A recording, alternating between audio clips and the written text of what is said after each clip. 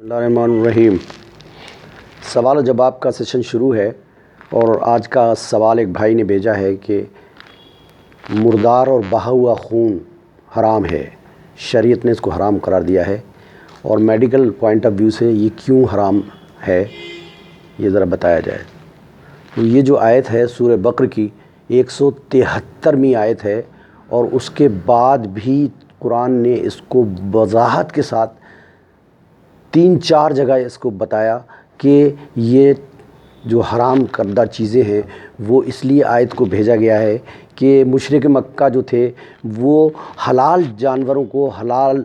हराम करार देते थे। तो अल्लाह ताला ने ये आयत भेजी कि हराम वो नहीं है बल्कि हराम तो ये हैं, लेकिन हराम जो हैं और बहुत सारी चीज़ें भी हैं, लेकिन इस सियाक़ के अंदर इस चीज़ को बयान किया गया कि जो मुर्दार है या जो बहा हुआ खून है वो शरीयत ने बताया कि हराम है और इसमें होता क्या है। तो खून जो है वो इसलिए हराम बताया डॉक्टरी ने कि इसके 2 पार्ट हैं। एक पार्ट है जिसे कार्पोसिल्स कहते हैं, इसमें सॉलिड बॉडी है ब्लड की जो निकलते ही जम जाती है, और दूसरा पार्ट है उसका सीरम कहलाता है, और वो जो सीरम है वो लिक्विड फॉर्म में है और इसके अंदर बॉडी की तमाम प्रोटीन जो हैं, तमाम न्यूट्रिएंट हैं वो इसी के अंदर रहते हैं। इसीलिए बैक्टीरिया को भी एक डाइट चाहिए, उसको भी एक खुराक चाहिए ज़िंदा रहने के लिए। तो जब वो किसी भी तरह से बॉडी में जाता है, जो पीछे बताया गया उनके तरीके जाने के क्या क्या हो सकते हैं, तो वो सीधा सीरम के अंदर जाता है। सीरम के अंदर इसलिए जाता है क्योंकि उसकी वहाँ डाइट मौजूद है और वहाँ जाके वो उसको डाइट को पॉइजनस कर देता है और उसको जो है पूरी न्यूट्रिएंट को साफ़ कर जाता है। बॉडी जो है वो हंगर रह जाती है, इसलिए उसको जो है डेवलपमेंट में उसकी बॉडी की जो चाल ढाल ज़रूरतें हैं या काम, ये सारे काम उसके जो है डलनेस में चले जाते हैं, बदल जाते हैं। तो बैक्टीरिया सारी प्रोटीन और न्यूट्रिएंट्स को वहाँ जाके डैमेज कर देता है और होता ये है वो पॉइजनस हो जाती है। और उसके बाद वो बॉडी में चूँकि ब्लड का काम है कि वो रोटेट करती रहती है, घूमती रहती है, और आज़ाओं में वो जाके बैक्टीरिया जो है उस पॉइजन्स को जहाँ तहाँ छोड़ देता है और जहाँ तहाँ वो बैक्टीरिया भी साथ में जाता है और वो बीमारी फैलने का एक ज़रिया बन जाती है। इसीलिए इसको डॉक्टरी कहती है कि इसको भी हराम करार दिया शरीयत ने, और डॉक्टरी भी इसको बताती है कि इससे हर हाल में बचना चाहिए। दूसरी ये है कि इसमें मुर्दार चीज़ों में 2 चीज़ें ऐसी हैं जिनको हम जो है मुर्दार खा सकते हैं, जिसमें एक मछली है और एक टिड्डी है। मुर्दार से मुराद ये होता है कि जैसे ही हमारी बॉडी के अंदर जो हलाल जानवर हैं उनको हम ज़िबा करते हैं तो उनका ब्लड जो है वो बह जाता है काफ़ी हैवी मात्रा में, जहाँ तक भी है कुछ पार्ट उसका जो है उसके गोश्त पे लगा रह जाता है ब्लड का, वो हलाल है। उसकी वजह क्या है कि जो सॉलिड पानी, तो वहाँ जो पानी सीरम है वहाँ से बह जाएगा, ड्रेन हो जाएगा, बैक्टीरिया है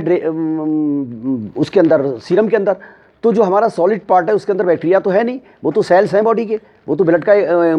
उसका गोश्त का एक हिस्सा है। तो वो जो है हलाल है जो उस पर लगा रह जाता है, लेकिन उसको भी धो धा के काफ़ी साफ़ कर दिया जाता है, तो हमारा वो पार्ट जो है चला जाता है। मुर्दार जानवर के अंदर क्या होता है कि जब उसको ज़िबा किया जाता है तो वो जो हमारा ज़िबा करने के बाद क्या होता है कि चूँकि उसकी रूह जो है वो निकल जाती है, और रूह निकलने के बाद उसका फंक्शन जो है रुक जाता है, और रुकने के बाद चूँकि ऑलरेडी बैक्टीरिया भी सीरम के अंदर है और सीरम अभी सूखा नहीं है, ड्राई नहीं हुआ है और वो अपना काम कर रहा है, तो उसमें ये होता है कि जो बैक्टीरिया है वो बाकायदा नुकसान देगा बॉडी को, और क्या करेगा कि वह उसमें प्यूट्रीफेक्शन कहते हैं उसको, कि उसमें सड़ान पैदा कर देगा। या तो उसको फ्रीज कर दिया जाए तो थोड़े टाइम के लिए वो बैक्टीरिया कोल्ड एटमॉस्फेयर से जब मिलेगा तो वो थोड़ा सा डल हो जाएगा, लेकिन उसके बाद वो फिर एक्टिव हो जाएगा। तो इसलिए मुर्दार को खाना जो है गलत है, क्योंकि वो जो सड़ा हुआ जानवर है इसके अंदर प्यूट्रीफेक्शन हो रहा है, इसलिए उसको बताया कि किसी भी हाल में न खाया जाए। तो किसी भी मुर्दार जानवर को وہ الگ بات ہے کہ شریعت میں اور ساری باتیں ہیں، راستے ہیں، وہ بتائے گئے ہیں، لیکن ڈاکٹری اس کو اس لیے اجازت نہیں دیتی کہ اس کے اندر چونکہ آکسیجنیشن نہیں رہتا اور کٹ آف ہونے کے بعد ہمارے لنگس کام کرنا چھوڑ دیتے ہیں، اور لنگس کے ذریعے جو ہماری آکسیجن جاتی ہے اور جو ہماری لنگس کے ذریعے کاربن ڈائی آکسائڈ اندر باہر نکلتی ہے، تو وہ سلسلہ رک جاتا ہے، اور جہاں آکسیجن نہ جائے، کاربن ڈائی آکسائڈ اندر باڈی میں رہ جائے، تو وہاں سڑان پیدا ہو جائے گی۔ اس لیے ڈاکٹری بھی اس کو پروف کرتی ہے کہ ہمیں مردار جانور کا گوشت نہیں کھانا چاہیے، اور خون کو بھی ناجائز ڈاکٹری کہتی ہے کیونکہ یہ انفیکٹڈ ہوتا ہے، اور اس میں طرح طرح کے بیکٹیریاز ہوتے ہیں جو زہر چھوڑتے رہتے ہیں، اور یہ دونوں چیزیں شریعت نے حرام قرار دی ہیں، اور اس سے بچنا چاہیے۔ اور اس کی تحقیق میں آپ قرآن کو دیکھیں اور قرآن کو سمجھیں، اور اس میں اور بھی 18 جگہ اللہ تعالیٰ نے طرح طرح کی چیزیں، ایسا نہیں ہے یہ 4 چیزیں حرام ہیں جو اس آیت کے اندر دی، لیکن اور بھی بہت ساری چیزیں حرام ہیں، لیکن اس معاملے میں جو ہے وہ جانور جو اپنا اس طرح سے